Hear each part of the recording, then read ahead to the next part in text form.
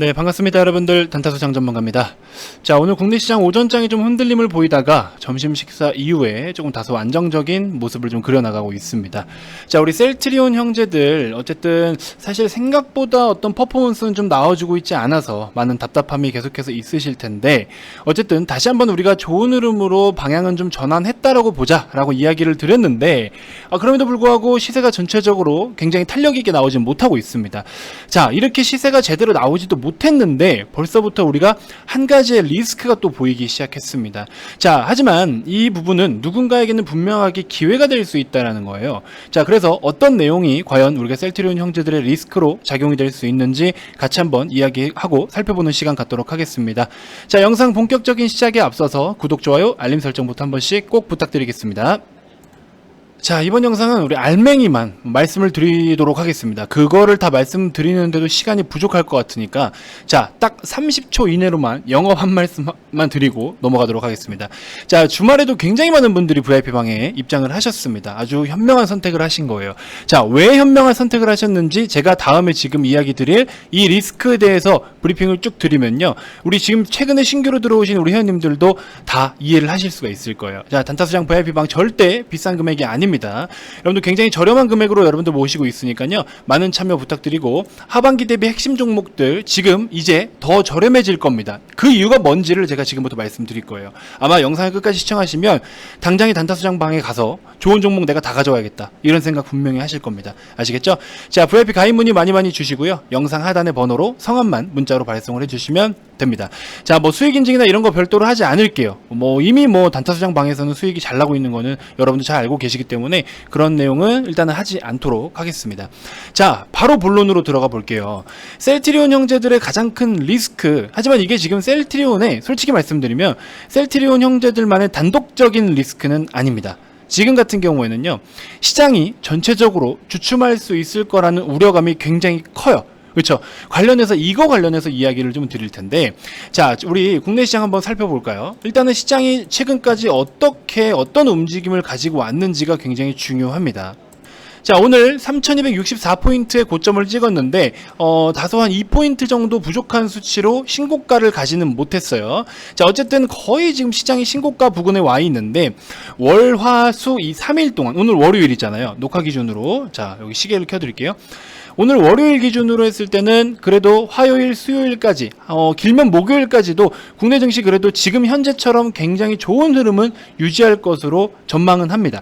하지만 다음 주부터, 하다못해 빠르면 목요일부터 여러 가지 이벤트들이 좀 있습니다. 이 이벤트들이 시장에 어떻게 반응을 보이냐에 따라서 시장이 전체적으로 좀 흔들림이 있지 않을까 하는 생각이 좀 들어요. 자, 제가 VIP 회원님들께 또 이런 시장 이야기를 정말 잘 드립니다. 자, 보시면 오늘 VIP 회원님들께 이렇게 아침 시황도 드리고 별도로 시장에 대한 코멘트들도 좀 드렸는데, 여러분들 글씨가 작아서 좀 잘 안 보이실 수 있는데 제가 한번 말씀을 좀 드려볼게요. 일단은 첫 번째로 뭐냐, 우리 옵션 만기일이 있습니다. 선물 옵션 만기일이 있어요. 이번 주 목요일, 자, 목요일 선물 옵션 만기일이 있습니다. 자, 그러면서 추가적으로 또 뭐가 있냐, 목요일날 미국 CPI 지수 발표가 있습니다. 소비자 물가 지수인데요.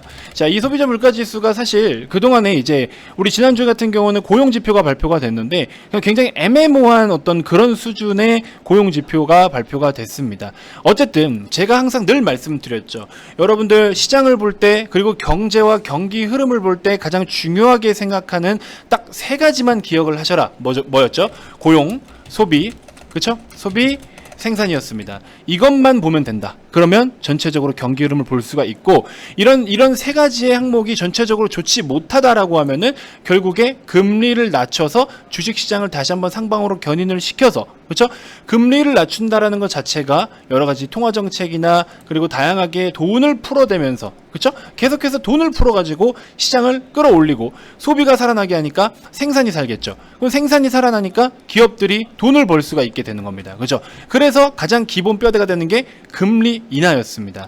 그래서 여태까지 우리가 코로나로 인해서 전체적으로 경기 흐름이 좋지 않아서 이거를 다시 부양하기 위해서 결국에 제로금리까지 왔어요. 그러면 이제 밑바닥 찍었다 이거야. 고용 살아나, 소비사라나 생산사라나 여러 가지 또 지표들, 좋은 지표들 발표가 되고 있어요. 그래서 전체적으로 경기가 좋아지고 있는데 근데 왜 지금 시장은 이렇게 우려를 하고 있는 거야? 뭐 때문에 자꾸 지금 시장을 불안해하는 거야? 그거를 캐치를 하셔야 됩니다. 여러분들 한 가지만 말씀드릴게요. 시장 좋아요. 경기 흐름 좋습니다. 경제 좋아요. 좋은데 증시에 부담이 되는 항목들이 있단 말이에요. 증시에 부담이 되는 항목들이 뭐냐? 지금 시장에서 계속 이야기가 나오고 있는 게 뭡니까? 테이퍼링. 그렇죠? 자, 첫 번째 긴축이나 테이퍼링, 금리 인상인 거예요. 그렇죠? 유동성을 그동안에 이제 풀어놨던 유동성을 축소시키면서 시장을 이제 어느 정도 정상 위치로 갖다 놓는다라는 거죠. 그렇다고 지금이 정상이 아니라는 건 아닙니다. 정상적으로 성장을 잘 하고 있는 거예요. 경기가 정상적으로 회복을 하고 있는데 정상적으로 회복을 했기 때문에 그동안에 이제 도움을 줬던 것들을 다시 회수를 하겠다 이겁니다.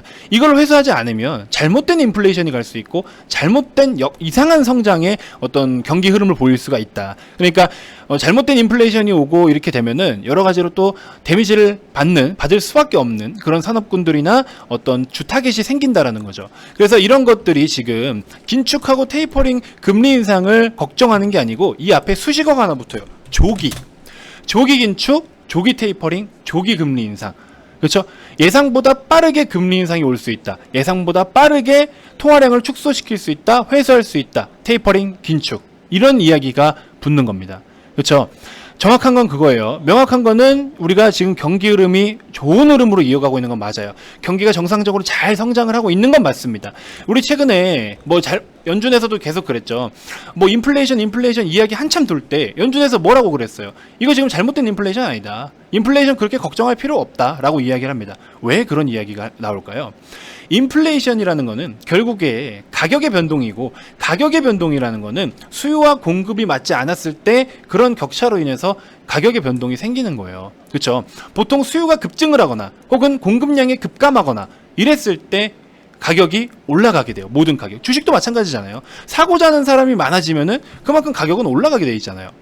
이처럼 다 기본적인 원리라는 거예요. 그렇게 놓고 봤을 때 지금 일시적으로 반도체를 기점으로 해서 철강, 여러 가지 원자재 섹터들 다양하게 굉장히 가격들이 많이 치솟고 그랬었죠. 그래서 일시적으로 제가 시소 말씀을 드렸었죠. 시소처럼 일시적으로 쏠림 현상이 생긴 거다. 근데 그 쏠림 현상이 물론 공급에 차질이 있거나 공급이 좀 어려운 부분들, 그렇죠? 반도체 같은 경우 어때요? 차량용 반도체 같은 경우 어떻습니까? 지금 완성차 기업들이 전기차를 생산을 하기 위해서 엄청난 모델들을 계속해서 뽑아내고 있고 출시를 하고 있고 생산을 해야 되는데 그만큼 갑자기 시대가 바뀌고 반도체 캐파가 준비가 안 됐는데 수요는 급증을 했어요. 그러면서 지금 오히려 공급은 딸려. 그러니까 가격이 높아질 수밖에 없는 상황이었죠.